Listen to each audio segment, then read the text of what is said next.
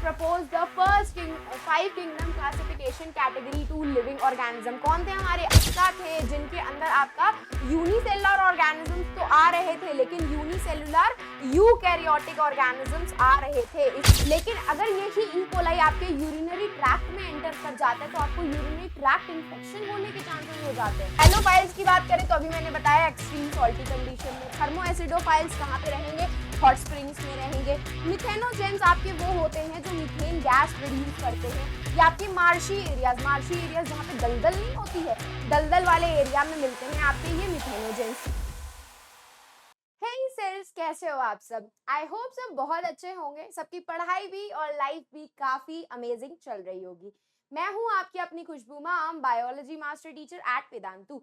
तो आज के सेशन में हम करने वाले हैं अपने चैप्टर नंबर 2 का लेक्चर नंबर 2। जैसे कि मैं आपको ऑलरेडी लेक्चर नंबर में बता चुकी थी कि भाई बायोलॉजिकल क्लासिफिकेशन क्या होता है, कितने सिस्टम्स आए जिनके अकॉर्डिंग हमारा ये क्लासिफिकेशन हुआ है, जहां पे हमने 6 किंगडम सिस्टम पढ़ा, 5 किंगडम सिस्टम पढ़ा। तो आज के इस लेक्चर नंबर 2 में हम सबसे पहले kingdom that is the Monera के बारे में डिस्कस करेंगे। उसकी सारी डिटेल्स पढ़ेंगे कि उनमें कौन कौन से ऑर्गेनिजम्स आते हैं स्पेसिफिकली। तो भाई प्रोकैरियोट्स बैक्टीरिया ही आते हैं, लेकिन उनकी क्या क्या खासियत होती है वो हम लाइन बाय लाइन पढ़ेंगे। तो मेक श्योर जरूर करना कि आप स्टार्ट से लेकर एंड तक इसे जरूर देख रहे हो, ताकि आपका ये पर्टिकुलर किंगडम एकदम क्लियर अप हो जाए और रिवाइज हो जाए।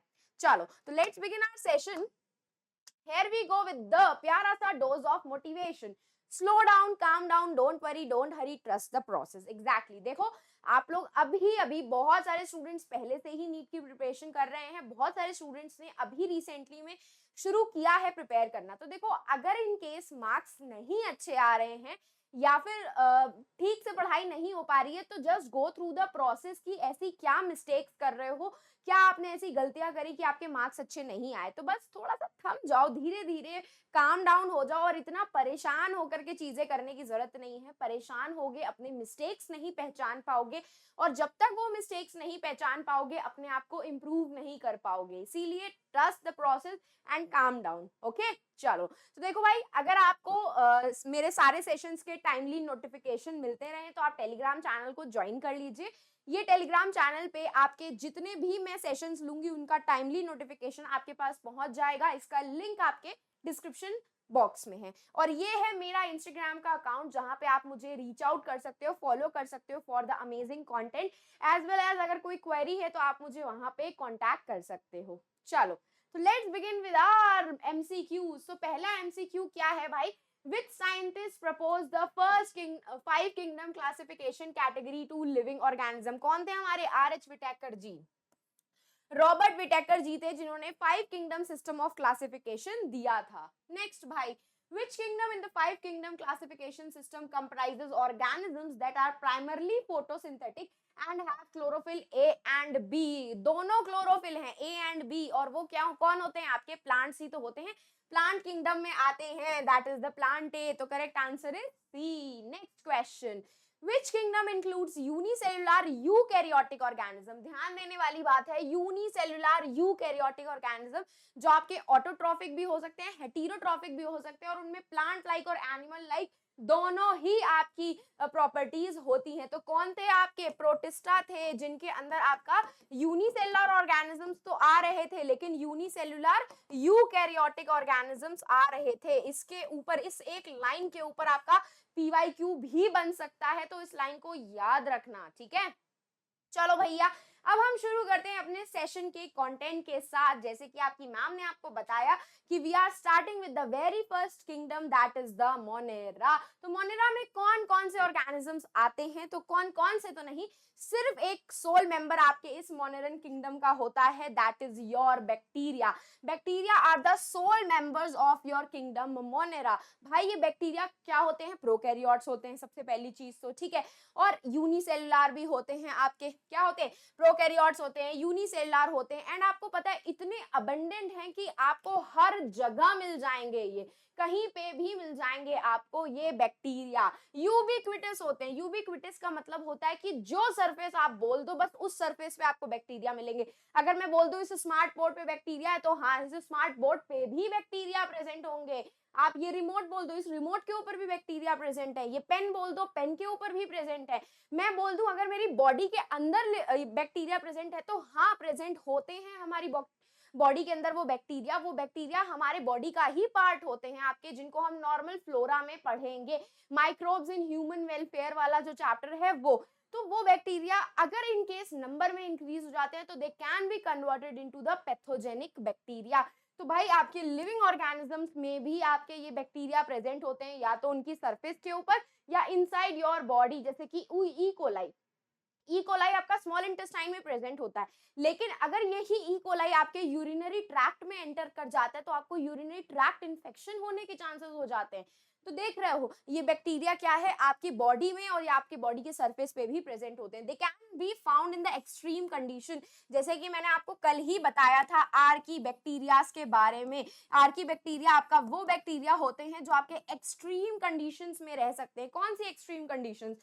ग्लेशियर हो गए, खतरनाक ठंड में रह सकते हैं, खतरनाक गर्मी में रह सकते हैं, जो उबलता हुआ लावा होता है वोल्केनिक इरप्शन का लावा, उसमें भी आपको बैक्टीरिया मिलेंगे।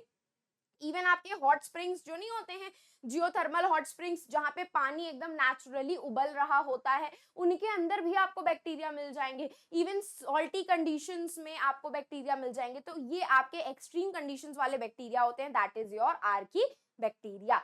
तो अगर मैं आपके किंगडम मोनेरा की क्लासिफिकेशन की बात करूं तो किंगडम मोनेरा में दो टाइप के बैक्टीरियाज आते हैं। पहला होता है आर्की बैक्टीरिया, जिसके बारे में अभी मैंने आपको बताया, एंड दूसरे होते हैं आपके यू बैक्टीरिया। आर्की बैक्टीरिया जो होते हैं they can survive in extreme conditions. कहाँ पे मिलते हैं? आपको एक्सट्रीम कंडीशंस में मिल जाएंगे ये बैक्टीरिया। मतलब भाई खतरनाक सॉल्टी इन्वायरमेंट हो, खतरनाक गर्मी हो या खतरनाक ठंड हो, सब में आपको ये मिल जाएंगे। अब इनके भाई ऐसा क्या प्रेजेंट होता है कि इतनी एक्सट्रीम कंडीशंस में ये रह लेते हैं? तो इनके पास एक स्पेशलाइज्ड सेल वॉल प्रेजेंट होती है, एंड साथ साथ में इनकी जो सेल मेम्ब्रेन होती है वो भी काफी डिफरेंट रहती है। यही दोनों चीजें इसको क्या करती हैं? एक्सट्रीम कंडीशन में सरवाइव करने में हेल्प करती हैं। ये जो सेल मेम्ब्रेन होती है ये ब्रांच्ड मोनोलिपिड से बनी हुई होती है। किससे बनी होती है? They are made up of branched monolipids. ये ब्रांच्ड मोनोलिपिड्स की प्रेजेंस होने की वजह से ही आपके ये जो आर्की बैक्टीरिया है इतनी एक्सट्रीम कंडीशंस में सरवाइव कर पाते हैं। ये आपकी बुक में ही लिखा है, हाँ हो ब्रांच मोनोलिपिड्स का मेंशन नहीं है आपकी बुक में, बट हाँ ये लिखा हुआ है कि सेल वॉल और सेल मेम्ब्रेन स्पेशलाइज्ड अलग डिफरेंट होने की वजह से ये आर्की बैक्टीरिया आपके इतने एक्सट्रीम कंडीशंस में सरवाइव कर जाते हैं। ठीक है, उसके बाद आते हैं आपके यू बैक्टीरिया। यू बैक्टीरिया में आपके सारे बैक्टीरियाज आ जाएंगे। देखो कौन कौन से आ जाते हैं। यू बैक्टीरिया में आपका माइकोप्लाज्मा भी आ जाता है, जो सबसे स्मॉलेस्ट बैक्टीरिया कंसिडर होता है आपका। ठीक है, यू बैक्टीरिया में आपके बीजीए भी आ जाते हैं। बीजीए मतलब ब्लू ग्रीन एल्गी, जिनको हम साइनोबैक्टीरिया बोलते हैं। और यू बैक्टीरिया में आपके नॉर्मल बैक्टीरिया भी आ जाते हैं, जो हेटेरोट्रॉफिक ऑटोट्रॉफिक दोनों ही होते हैं। मतलब मोड ऑफ न्यूट्रिशन के अकॉर्डिंग हम उनको डिफाइन करेंगे। तो ये सारे बैक्टीरिया आज हम इस लेक्चर नंबर 2 में पढ़ने वाले हैं, जो आपके मोनेरा में इंक्लूड होते हैं। ठीक है, अब मैं आपको एक बड़ा सा पैराग्राफ दिखाऊंगी जिसको देख करके आपको थोड़ा सा डर लगेगा, है ना। जैसे कि ये है आर्की बैक्टीरिया का। जैसे कि मैंने बोला आर्की बैक्टीरिया आपके एक्सट्रीम सॉल्टी कंडीशन में रह सकते हैं, मतलब they are known as halophiles.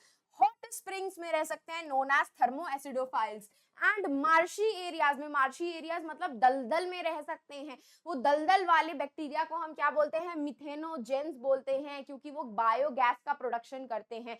तो ये आर्की बैक्टीरिया डिफरेंट इसीलिए होते हैं क्योंकि इनके सर्वाइवल के पास सेल वॉल का स्ट्रक्चर और सेल मेम्ब्रेन का स्ट्रक्चर डिफरेंट होता है, जिसकी वजह से ये इतनी एक्सट्रीम कंडीशन में सरवाइव कर पाते हैं। कहाँ कहाँ प्रेजेंट होते हैं मिथेनोजेंस? अब देखो इसमें तो बहुत ज्यादा कंफ्यूजिंग सा लग रहा है कि क्या क्या लर्न करें, तो मैंने आपके लिए एक प्यारी सी टेबल बना दी है जिसमें सब लिखा हुआ है। ठीक है, हेलोफाइल्स की बात करें तो अभी मैंने बताया एक्सट्रीम सॉल्टी कंडीशन में। थर्मो एसिडोफाइल्स कहाँ पे रहेंगे? हॉट स्प्रिंग्स में रहेंगे। मिथेनोजेंस आपके वो होते हैं जो मीथेन गैस प्रोड्यूस करते हैं। ये आपकी मार्शी एरियाज जहाँ पे दलदल नहीं होती है, दलदल वाले एरिया में मिलते हैं आपके ये methanogens.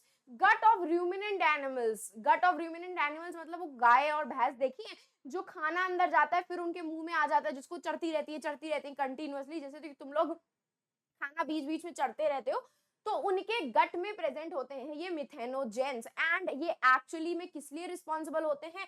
For the production of biogas. Biogas के प्रोडक्शन में that is the CH4 methane present होता है। Hydrogen sulphide, hydrogen and carbon dioxide से मिलकर बनी होती है आपकी बायोगैस। तो ये बायोगैस के प्रोडक्शन में काफी हेल्प करते हैं। तो कहीं ना कहीं ये तो हमारे लिए अच्छे हो गए ना, क्योंकि हम बायोगैस को एज अ फ्यूल यूज करके अपना खाना बना सकते हैं भाई, हम यूज करते हैं बायोगैस को। तो ये हो गया आपके कौन? मिथेनोजेंस।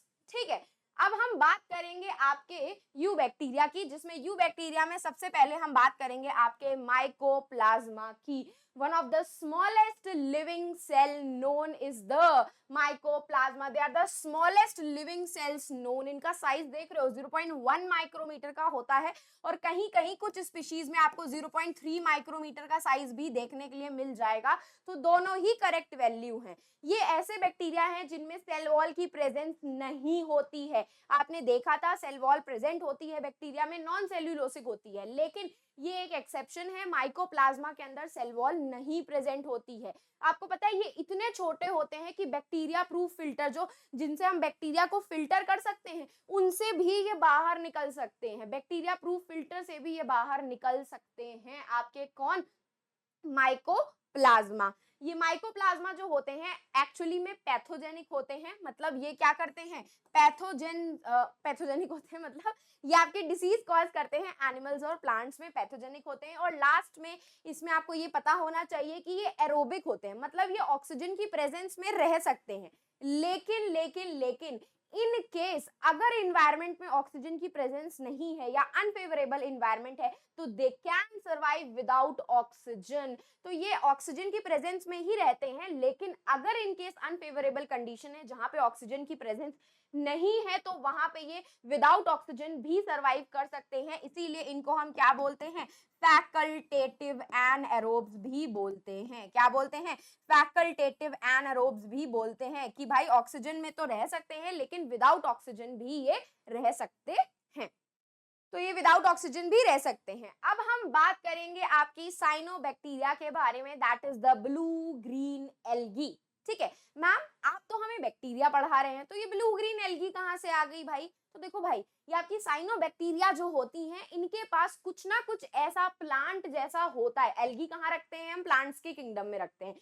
तो इनके अंदर कुछ ना कुछ ऐसी प्रॉपर्टी होती है जिससे ये प्लांट की तरह होते हैं। जैसे प्लांट आपका फोटोसिंथेसिस परफॉर्म कर सकते हैं, वैसे ये बैक्टीरिया भी कर सकते हैं।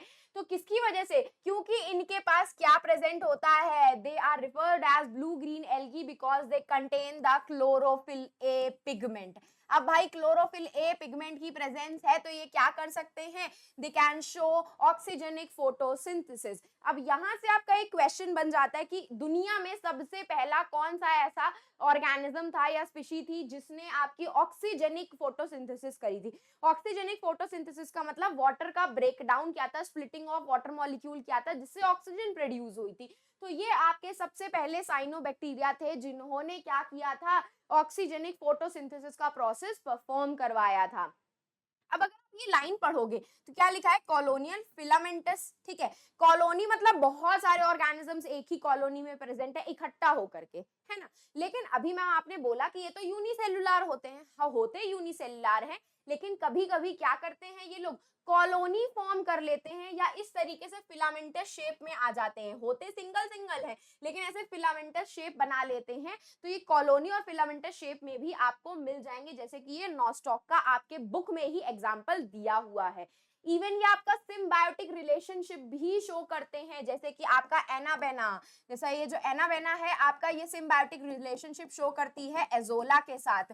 कौन सा सिम्बायोटिक रिलेशनशिप है? नाइट्रोजन फिक्सेशन का ये सिम्बायोटिक रिलेशनशिप शो करती है। ठीक है, अब आप लोगों को यहाँ पे एक ये जो डायग्राम दिया हुआ है इस पे थोड़ा सा फोकस करना है, इसको समझाऊंगी। तो ये जो सेल्स आपको दिख रहे हैं, ये वाले जो ग्रीन कलर के सेल्स हैं, ये क्या करते हैं? ये CO2 का फिक्सेशन करते हैं। What they do the CO2 fixation. CO2 fixation कर रहे हैं, मतलब क्या कर रहे होंगे ये लोग? फोटोसिंथेसिस कर रहे होंगे, क्योंकि फोटोसिंथेसिस में ही तो भाई CO2 की रिक्वायरमेंट होती है, तभी तो वो फोटोसिंथेसिस कर पाएंगे। और यहाँ पे फोटोसिंथेसिस हो रही है तो एज अ बाय प्रोडक्ट क्या बन रहा होगा, ऑक्सीजन बन रहा होगा। ठीक है, अब ये जो आपके जो आपने ये देखे ना सेल्स, ये जो ऑर्गेनिज्म देखा, इस ऑर्गेनिज्म का नाम है नॉस्टॉक। नॉस्टॉक और एनावेना जो है आपके एग्जाम्पल है साइनोबैक्टीरिया के।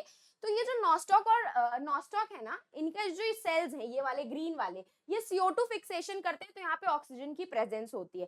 तो जहां पे ऑक्सीजन की प्रेजेंस होती है वहां पे नाइट्रोजनस एंजाइम नहीं प्रेजेंट होता, कहते हैं ना कट्टर दुश्मनी है।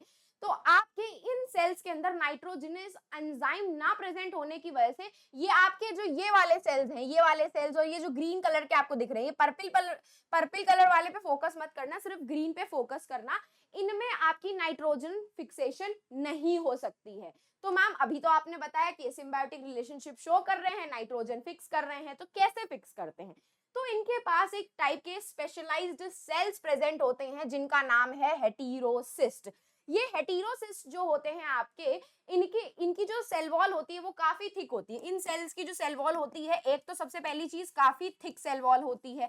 ठीक है, थिक सेल वॉल होने की वजह से बाहर से भी ऑक्सीजन अंदर नहीं एंटर कर सकता इनके अंदर।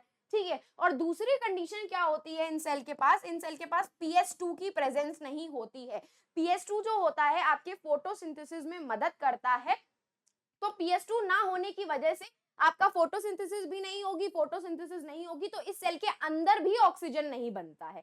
क्या नहीं बनता है? अंदर भी ऑक्सीजन नहीं बनता है। तो पूरा ऑक्सीजन लेस एनवायरनमेंट हो गया, ना बाहर से ऑक्सीजन एंटर हो रही है, ना अंदर से ऑक्सीजन बन रही है। तो ऑक्सीजन की एब्सेंस की वजह से आपके ये जो स्पेशलाइज्ड सेल्स होते हैं ये क्या करते हैं, नाइट्रोजन फिक्सेशन में मदद करते हैं। What they do, they help in the nitrogen fixation. इसके ऊपर आपका आंसर आ सकता है कि कौन से ऐसे स्पेशलाइज्ड सेल्स आपके नॉस्टॉक में या फिर साइनोबैक्टीरिया में प्रेजेंट होते हैं जो उनके एटमॉस्फेरिक नाइट्रोजन को फिक्स करने में मदद करते हैं। वो है आपके हेटेरोसिस्ट, और इस एग्जांपल दिया है नॉस्टॉक और एनाबेना। ठीक है, एंड आपको ये भी पता है कि आप लोगों ने दलदल देखा होगा, दलदल के ऊपर एक ग्रीन कलर की चादर बिछी होती है पूरी।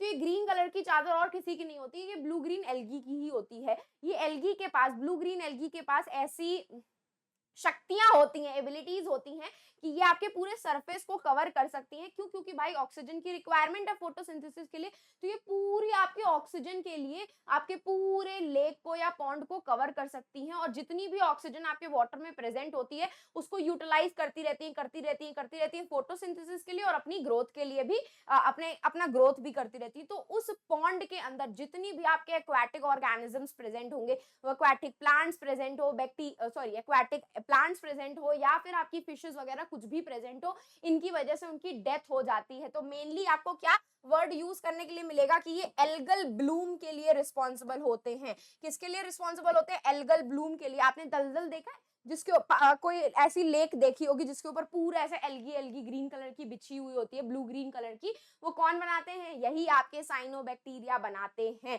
तो इनको प्लांट लाइक कैसे बोलते हैं? क्योंकि उनके पास क्लोरोफिल ए की प्रेजेंस होती है, इसकी वजह से ये फोटोसिंथेसिस कर पाते हैं। होते यूनिसेलुलर हैं लेकिन कॉलोनी और फिलामेंटस स्ट्रक्चर भी बना लेते हैं। सिम्बायोटिक रिलेशनशिप शो करते हैं, जैसे कि एनाबेना और एजोला आपका ये नाइट्रोजन फिक्सेशन वाला रिलेशनशिप शो करते हैं। और इनके पास एक स्पेशलाइज्ड सेल्स प्रेजेंट होते हैं जिनको हम हेटेरोसिस्ट बोलते हैं। ये हेटेरोसिस्ट के अंदर दो कंडीशंस होती हैं। पहला, इनकी थिक सेल वॉल होती है तो बाहर से भी ऑक्सीजन एंटर नहीं कर सकती है, और इनके पास PS2 की एब्सेंस होती है, मतलब अंदर भी ये लोग ऑक्सीजन नहीं बना सकते हैं। तो ऑक्सीजन कमी होने की वजह से, ऑक्सीजन की प्रेजेंस ना होने की वजह से ये सेल आराम से नाइट्रोजन फिक्सेशन कर लेते हैं, जबकि बाकी सारे आपने ये जो सेल्स देखे ये ग्रीन कलर वाले, ये CO2 का फिक्सेशन करते हैं, फोटोसिंथेसिस परफॉर्म करते हैं आपका। ठीक है, आ गया समझ में? ठीक है, चलो तो here we go with the next portion, जो कि आ जाते हैं आपके नॉर्मल बैक्टीरिया। अब नॉर्मल बैक्टीरिया में जो होते हैं आपके यू बैक्टीरिया जो होते हैं उन वो काफी सिंपल रहते हैं।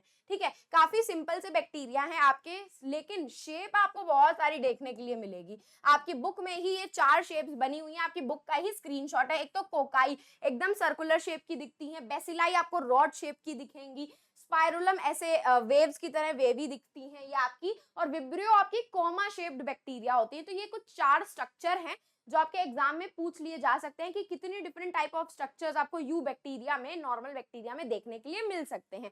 तो कोकाई मिल सकता है, बेसिलाई मिल सकता है, स्पाइरुला मिल सकता है एंड विब्रियो मिल सकता है। एंड अब आपने देखा कि आपके स्पोर्स सिर्फ और सिर्फ बेसिलाई में प्रेजेंट है, तो सिर्फ बेसिलाई के अंदर ही एंडोस्पोर्स की फॉर्मेशन होती है, बाकी और किसी में नहीं होती है। तो ये बात भी याद रखना, ठीक है। आपने किसी और में स्पोर्स लिखे हुए दिख रहे हैं, सिर्फ आपके यही वाले स्ट्रक्चर में स्पोर्स लिखे हुए दिख रहे हैं, इन्हीं के अंदर सिर्फ एंडोस्पोर्स की फॉर्मेशन होती है। And they are very complex in behaviour. Very complex in behaviour का मतलब होता है, जब मैंने आपको लेक्चर नंबर 1 पढ़ाया तो एक टेबल पढ़ाई थी, टेबल में कितने सारे मोड ऑफ न्यूट्रिशन थे, ऑटोट्रॉफिक भी थे, हेटेरोट्रॉफिक भी थे, साप्रोफिटिक, पैरासिटिक आपका, और उसके बाद कीमोसिंथेटिक भी थे। तो इतने सारे मोड ऑफ न्यूट्रिशन होने की वजह से ये काफी कॉम्प्लेक्स रहते हैं अपनी बिहेवियर में, और इनमें आपको बहुत डाइवर्स मेटाबॉलिक प्रॉपर्टीज मिल सकती है, एक्सटेंसिव मेटाबॉलिक एक्टिविटीज आपको इन बैक्टीरियाज के अंदर देखने के लिए मिल सकती हैं। तो अब अगर हम इनके मोड ऑफ न्यूट्रिशन को देखें, तो मोड ऑफ न्यूट्रिशन के बेसिस पे ये ऑटोट्रॉफिक भी होते हैं और हेटेरोट्रॉफिक भी होते हैं। जस्ट अभी मैंने बताया कि इनमें मोनेराज में मोड ऑफ न्यूट्रिशन मैक्सिमम होते हैं, maximum amount of mode of nutrition आपके मोनेरा में प्रेजेंट होते हैं। ऑटोट्रॉफिक न्यूट्रिशन में भी आपके दो टाइप के बैक्टीरिया आते हैं, एक फोटो ऑटोट्रॉपिक आते हैं, एक कीमो ऑटोट्रॉपिक आते हैं। फोटो ऑटोट्रॉपिक का मतलब क्या होता है कि सनलाइट की प्रेजेंस में फोटोसिंथेसिस कर रहे हैं। अब फोटोसिंथेसिस कर रहे हैं सनलाइट की प्रेजेंस में, तो पक्का पिगमेंट भी प्रेजेंट होता है इनके अंदर। एक आपके ऑक्सीजनिक फोटोसिंथेसिस करते हैं। ऑक्सीजनिक फोटोसिंथेसिस का मतलब होता है कि स्प्लिटिंग ऑफ वाटर मॉलिक्यूल, तो ऑक्सीजन प्रोड्यूस हो रहा है। वो कौन होते हैं? आपके ब्लू ग्रीन एल्गी, जो अभी मैंने आपको बताया। एक एनऑक्सीजनिक फोटोसिंथेसिस भी करते हैं आपके, मतलब वो वाटर मॉलिक्यूल की स्प्लिटिंग नहीं करते हैं। वो कौन होते हैं? पर्पल सल्फर बैक्टीरिया और ग्रीन सल्फर बैक्टीरिया। पीएसबी का मतलब है आपका पर्पल सल्फर बैक्टीरिया, ठीक है, पर्पल सल्फर बैक्टीरिया। और आपके जीएसबी का मतलब है ग्रीन सल्फर बैक्टीरिया। जीएसबी का मतलब है ग्रीन सल्फर बैक्टीरिया, वही आगे लगा देना, ग्रीन सल्फर बैक्टीरिया, ठीक है। ये आपके क्या करते हैं? एनऑक्सीजनिक फोटोसिंथेसिस करते हैं। इनको थोड़ा सा लाइट वेट बनाने के लिए, हल्का बनाने के लिए इनके अंदर गैस वैक्यूल्स की भी प्रेजेंस होती है। अब देखो मैं आपको एक चीज बता दूं, यहाँ पे मैंने आपको जितने एग्जांपल्स बताए, वो एनाबेना, नॉस्टॉक बताया, एजोला बताया, यहाँ पे blue green algae, purple sulphur bacteria, green sulphur bacteria बताया, बस इन्हीं को ही लर्न करने की जरूरत है। इससे बियॉन्ड जाने की जरूरत नहीं है इतनी, क्या कोई और एग्जांपल लर्न करने की जरूरत है? इन्हीं से ही क्वेश्चन पूछा जाएगा, क्योंकि आपकी एनसीईआरटी बुक में गिवन है और एनसीईआरटी बेस्ड ही आपका एग्जाम बनता है। तो इधर उधर भागने की जरूरत नहीं है, इन्हीं एग्जांपल्स पे फोकस करना, ठीक है। कीमो ऑटोट्रॉपिक होते हैं, यहाँ पे आपका सनलाइट की प्रेजेंस में फोटोसिंथेसिस नहीं होती। यहाँ पे ये लोग केमिकल्स का यूज करके अपना खाना प्रिपेयर करते हैं। तो दे कौन सा रिएक्शन परफॉर्म करते हैं? ये ऑक्सीडेशन रिएक्शन परफॉर्म करते हैं। किसी तरीके के केमिकल्स को ऑक्सीडेशन करते हैं ये लोग, जिससे क्या निकलती है? एनर्जी निकलती है। और यही एनर्जी वो यूज करते हैं किसकी सिंथेसिस करने के लिए? एटीपी की सिंथेसिस करने के लिए। तो यहाँ पे जो आपका रिएक्शन हो रहा है वो ऑक्सीडेशन रिएक्शन है। उसी ऑक्सीडेशन रिएक्शन को ये यूज करके केमिकल्स को ऑक्सीडाइज करते हैं, एनर्जी जनरेट करते हैं, और वही सेम एनर्जी को फिर यूज करते हैं वो एटीपी की सिंथेसिस करने के लिए। इसका सबसे बेस्ट एग्जांपल है आपका नाइट्रीफाइन बैक्टीरिया, जहां पे वो अमोनिया को NO3 2- NO2- इन सब में कन्वर्ट करते थे। ये आपको अपने नाइट्रोजन फिक्सेशन साइकिल में शायद पढ़ने के लिए मिलता है, लेकिन अब तो वो चैप्टर ही रिमूव कर दिया गया है। तो nitrifying bacteria is the one of the best example for this chemo autotrophic bacteria, या कीमो ऑटोट्रॉपिज्म के सबसे बेस्ट एग्जांपल है ये, ठीक है। उसके बाद दूसरे टाइप के आ जाते हैं आपके heterotrophic bacteria. Let me tell you, heterotrophic bacteria सबसे मेजॉरिटी फॉर्म करते हैं आपके मोनेरा में।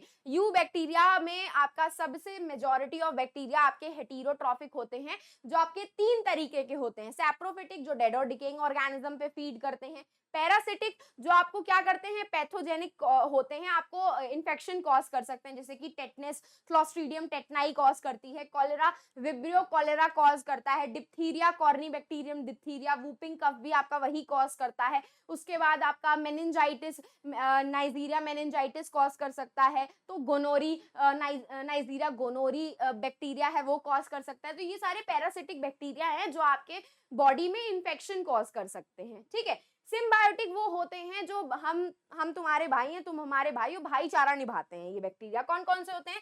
राइजोबियम होते हैं। कौन सा सिम्बायोटिक रिलेशनशिप को शो करते हैं? ये बैक्टीरिया आपके ल्यूमिनस प्लांट्स के रूट्स के साथ आपका शो करते हैं, नाइट्रोजन फिक्सेशन में हेल्प करते हैं। फ्रैंकिया जो होता है ये आपके नॉन लिग्यूमिनस प्लांट्स के साथ नाइट्रोजन फिक्सेशन करवाते हैं, उनमें सिम्बायोटिक रिलेशनशिप शो होती है। एजोटोबैक्टर, एजोस्पाइरुलम, रोडोस्पाइरुलम, ये सारे आपके सिम्बायोटिक वाले बैक्टीरिया है जो हेटेरोट्रॉफिक में ही आते हैं। और हेटेरोट्रॉफिक में भी सैप्रोफिटिक सबसे मेजॉरिटी ऑफ बैक्टीरिया रहते हैं जो डेड और डिकेइंग ऑर्गेनिजम्स पे आपके फीड करते हैं। तो भाई ये सारे एग्जाम्पल जरा ठीक से लर्न कर लेना। अब हम बात करते हैं रिप्रोडक्शन की। भाई ये बैक्टीरिया आपके रिप्रोड्यूस कैसे करते हैं? तो देखो जनरली तो ये बैक्टीरिया आपके किसके थ्रू रिप्रोड्यूस करते हैं? बाइनरी फिजन के थ्रू रिप्रोड्यूस करते हैं। इनके अंदर कोई भी ट्रू सेक्सुअल बिहेवियर नहीं देखा जाता है, इनके अंदर कोई भी ट्रू सेक्सुअल रिप्रोडक्शन नहीं होता है। तो भाई ये ट्रू सेक्सुअल रिप्रोडक्शन होता क्या है? मतलब ये होता है कि ना ये किसी तरीके का गैमीट फॉर्मेशन कर रहे हैं, ना ही उस गैमीट्स का फ्यूजन हो रहा है ताकि फर्टिलाइजेशन हो या जाइगोट का फॉर्मेशन या एम्ब्रियो का फॉर्मेशन हो, ऐसा सब कुछ भी नहीं होता है आपके बैक्टीरिया के अंदर। ये सिंपली क्या करते हैं? बाइनरी फिजन के थ्रू मल्टीप्लाई करते हैं। और इन केस अगर अनफेवरेबल कंडीशन होती है जहां पे वो रिप्रोडक्शन नहीं परफॉर्म कर सकते, तो they can lead to the formation of spores. किसकी फॉर्मेशन करते हैं? स्पोर्स की फॉर्मेशन करते हैं। लेकिन यहाँ पे एक क्वेश्चन ये आता है कि मैम ये लोग सेक्सुअल रिप्रोडक्शन तो नहीं परफॉर्म कर रहे, एसेक्सुअल रिप्रोडक्शन परफॉर्म कर रहे हैं, तो इनमें वेरिएशंस देखने के लिए हमें कैसे मिल जाते हैं? तो देखो भाई इनमें क्या होता है, इनमें तीन तरीके से प्रोसेस होते हैं। एक तो होता है ट्रांसडक्शन, एक होता है आपका कॉन्जुगेशन, एक होता है ट्रांसफॉर्मेशन, एक होता है आपका ट्रांसफॉर्मेशन। ठीक है, ये तीन प्रोसेस ऐसे हैं जिसके थ्रू आपके बैक्टीरिया जेनेटिक डीएनए एक्सचेंज करके अपने अंदर वेरिएशन लेकर के आ जाते हैं। इसीलिए भाई हमारे अंदर हम लोगों की जब कोई बैक्टीरिया वाली टेस्टिंग होती है या फिर कोई भी टेस्टिंग लगाई जाती है तो एंटीबायोटिक सेंसिटिविटी टेस्टिंग भी लगाई जाती है, जिसको आप लोगों को माइक्रोबायोलॉजी में पढ़ने के लिए मिलेगा एएसटी के नाम से। एएसटी का मतलब होता है एंटीबायोटिक सेंसिटिविटी टेस्टिंग। आपने अपना जो सैंपल दिया उसकी एंटीबायोटिक सेंसिटिविटी टेस्टिंग लगाई जाती है कि आपके जो अंदर बैक्टीरिया प्रेजेंट है उसके ऊपर कौन कौन से मेडिसिन काम कर रहे हैं, कौन कौन से नहीं कर रहे हैं, वो रेजिस्टेंस डेवलप कर चुके हैं क्या, कि वो बैक्टीरिया के ऊपर उस मेडिसिन का कोई असर होगा कि नहीं होगा, ये चेक किया जाता है। क्यों? क्योंकि आपके बैक्टीरिया जो होते हैं ये ट्रांसडक्शन, कॉन्जुगेशन या ट्रांसफॉर्मेशन प्रोसेस के थ्रू अपने अंदर वेरिएशंस लेकर के आ सकते हैं। यही रीजन है आपका कि ये सब सेंसिटिविटी टेस्टिंग की जाती है ताकि पता चल सके कि क्या सच में बैक्टीरिया ने वेरिएशन शो करके रेजिस्टिविटी शो की है कि नहीं की है। ठीक है, तो अगली बार अगर आपका ये क्वेश्चन आए कि बैक्टीरिया क्या वेरिएशन शो करते हैं, तो हाँ बिल्कुल शो करते हैं। इन तीन प्रोसेस के थ्रू उनके अंदर रेजिस्टेंस या फिर वेरिएशन डेवलप हो जाते हैं। ठीक है, चलो तो भैया यहाँ से हम कर लेते हैं जरा अपने एनसीईआरटी के questions. Here we go with the very first question कि state two economical important uses of heterotrophic bacteria and archaebacteria. Archaebacteria में अभी मैंने आप लोगों को बताए थे मिथेनोजेंस। मिथेनोजेंस क्या करते हैं? बायोगैस की फॉर्मेशन करते हैं। किसकी फॉर्मेशन करते हैं? बायोगैस की फॉर्मेशन करते हैं। और अगर आप हेटेरोट्रॉफिक बैक्टीरिया की बात करें तो कुछ बहुत ऐसे बैक्टीरिया होते हैं जैसे कि लैक्टोबैसिलस, क्या करते हैं? ये आपके दूध को दही में कन्वर्ट करने में मदद करते हैं। कर रहे हैं कि नहीं कर रहे हैं? तो ये भी तो आपके हेटेरोट्रॉफिक बैक्टीरिया में ही आते हैं, आपके जो आपके लिए यूजफुल हैं, इकोनॉमिकली इंपॉर्टेंट हैं। तो ये कुछ बहुत एग्जांपल्स आप लोग अपने इस आंसर में लिख सकते हो। इस तरीके से बहुत सारे बैक्टीरिया से आप लोग एंटीबायोटिक्स प्रिपेयर कर सकते हो। सॉइल बैक्टीरिया क्या करती हैं? एटमॉस्फेरिक नाइट्रोजन को, जैसे कि अभी नाइट्रीफाइंग बैक्टीरिया हेल्प कर रही थी कि नहीं कर रही थी एटमॉस्फेरिक नाइट्रोजन को सॉइल में, मिनरल रिसाइकलिंग में एक्चुअली में हेल्प करती हैं आपकी। किसमें हेल्प करती हैं? मिनरल रिसाइकलिंग में आपकी हेल्प कर रही थी वो नाइट्रीफाइंग बैक्टीरिया। देख रहे हो? तो इस तरीके से आप लिख सकते हो। बहुत सारी ऐसी बैक्टीरिया होती हैं जो इकोनॉमिकली हमारे लिए बहुत इंपॉर्टेंट रहती हैं। चलो तो भाई here we go with the homework का क्वेश्चन। तो ये रहा आपका होमवर्क का क्वेश्चन जिसको करना आप सब लोग बिल्कुल मत भूलिएगा। तो आज के लेक्चर में हमने क्या-क्या पढ़ा? आज के लेक्चर में हमने पढ़ा कि हमारी मोनेरा में कौन से मेंबर्स आते हैं, बैक्टीरिया जो बहुत अबंडेंट और यूबिक्विटस होते हैं, इवन कहीं पे भी आपको मिल सकते हैं, एक्सट्रीम कंडीशंस में भी मिल सकते हैं। फिर हमने उनका क्लासिफिकेशन पढ़ा, आर्की बैक्टीरिया और यू बैक्टीरिया। आर्की बैक्टीरिया में कौन-कौन आ रहे थे? हेलोफाइल्स, एसिडोफाइल्स, आपके मिथेनोजेंस जो कि मीथेन गैस प्रोड्यूस कर रहे थे। फिर हमने पढ़ा यू बैक्टीरिया में 3 बैक्टीरिया आते हैं, माइकोप्लाज्मा, आपका साइनोबैक्टीरिया एंड आपके नॉर्मल बैक्टीरिया। माइकोप्लाज्मा सबसे स्मॉलेस्ट लिविंग सेल था, उसके पास सेल वॉल की प्रेजेंस नहीं होती है। 0.1 टू 0.3 माइक्रोमीटर इनका साइज वेरी करता है और ये पैथोजेनिक होते हैं हमारे लिए और एनिमल्स के, प्लांट्स और एनिमल्स दोनों के लिए। एरोबिक होते हैं लेकिन एनारोबिक कंडीशन में रह सकते हैं, इसीलिए हम इन्हें फैकल्टेटिव एनारोब भी बोलते हैं।